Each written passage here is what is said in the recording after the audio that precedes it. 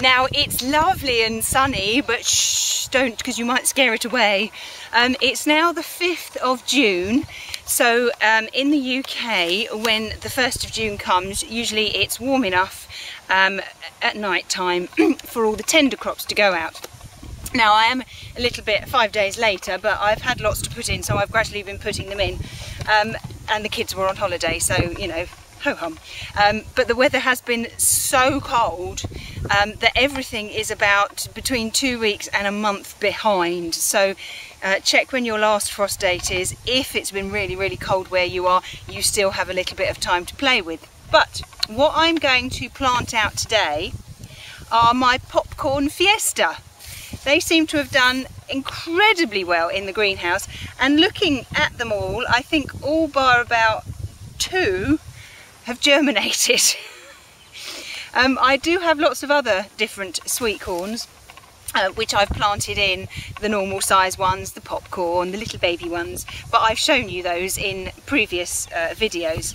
But I just thought I would show you the Fiesta ones because they're a new variety, and they look interesting. So you sow these and you plant them out in exactly the same way as you would plant normal sweet corn. They need to be planted in a block, which means that they have to, you don't plant them in a straight line, you plant them in a block. So if you've got 12 plants, 4 plants by 3 plants, because they pollinate each other. Now, like me, if you've got quite a few other different varieties of sweet corn, don't plant one lot and then the next lot right next to it, because they may, I don't know if they will, but they may cross-pollinate, and you may either get no sweet corn at all, or you may get some very mutant ones. So the closest I would suggest you plant different varieties of sweet corn is about 3 feet. They should be all right, but just bear in mind. Now, when we talk about tender crops, I've mentioned that a few times. I'm not sure if I've explained it properly, but a tender crop is a crop that doesn't like the cold. It doesn't like the frost. If it gets down to a certain temperature, it will die. So beans are very, very sensitive. So we have to treat those with the utmost care. Sweet corn as well, generally speaking, squashes as well. Some of them are half hardy, which means that they can go out a little bit earlier, but generally speaking, most of them have to wait until all frost in your area is gone. So I'll just show you how to plant these. Okay, now the first thing to do is to turn over the soil and make sure that there are no weeds in it. Oh look, let me stick that in, that's going to end up getting stuck.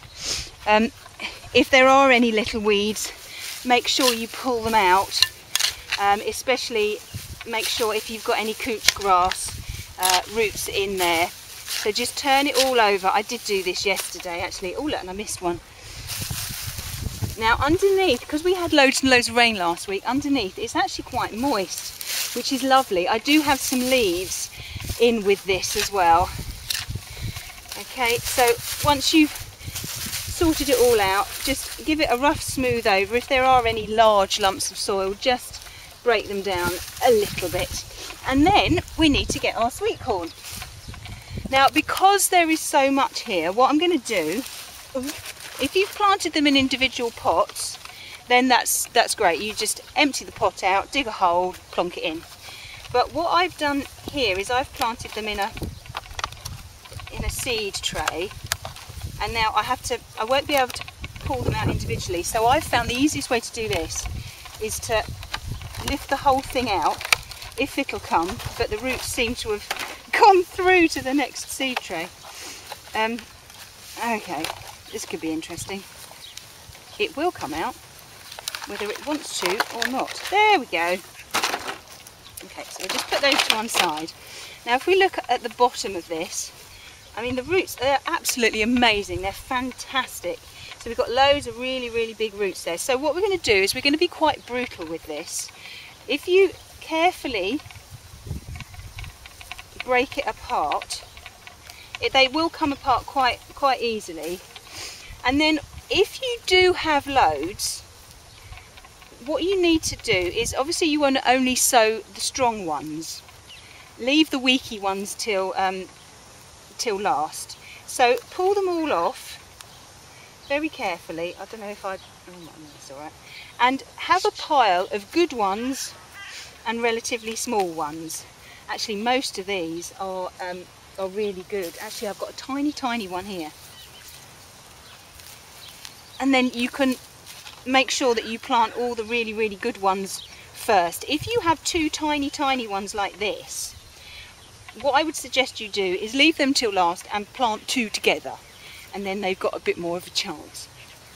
So once you've sorted them out, count them and then figure out how you're going to block these, how many up and how many across. So I'm just going to count them and I'll be back with you in a sec.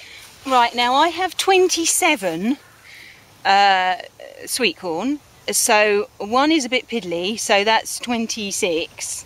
So I think what I'll do is I'll do 5 by 5, and then that spare one plonk somewhere in the middle.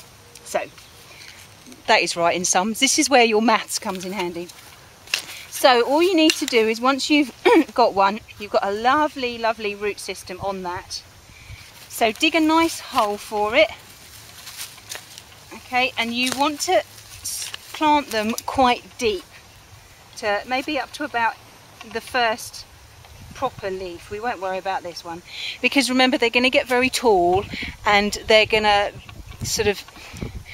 they get a bit battered with the wind, and all that popcorn that they're going to have on them, you don't want them falling over. So we'll pop that in the middle of the hole.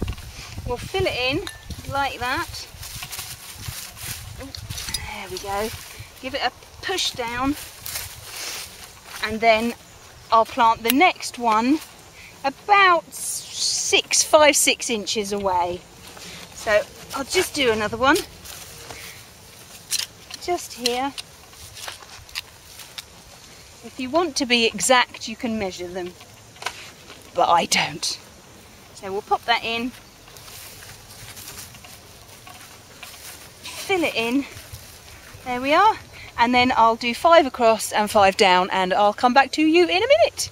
Right, well, I put 25 in because I had 2 and they were a bit piddly, so I'll get rid of those. Now once you've got them all in, make sure you give them a good water. Even if the soil is ever so slightly damp, give them a good water, because it will get rid of any air pockets that you've got there. And then you'll need to protect them against the slugs as well, because the slugs will find these very appetising until they get to a certain, these get to a certain size, and then they won't bother with them. So put some, however you want to protect yours from gastropods, then plonk the stuff on there, and then they should grow in those positions, grow quite happily. They won't need staking, and because they're in a nice block, they'll pollinate each other. Now what I am also going to do is, in between them, and I have done it with some other ones, so I'll go and show you those and then I can explain. Right, now these are my popcorn which I planted in yesterday, and in between these I've put Atlantic Giants and I've put some courgettes as well. Now the Atlantic Giants will hopefully get nice and big, but they will work their way through and give a nice ground cover, so hopefully the weeds won't come through as quickly as they normally do. So I planted these ones yesterday. I've got quite a few of the strawberry popcorn here. I think all of those came up, so obviously we're going to have lots of popcorn.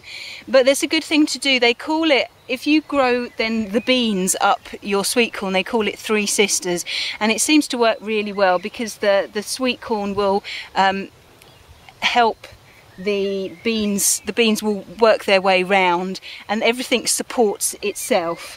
I haven't got the beans up here, but the beans will be going somewhere else, but I have 2 sisters here working their way around, so I will let you know how they get on.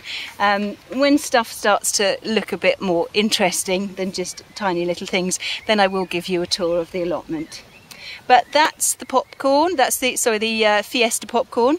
I hope you found that useful, and I will see you soon. Bye bye.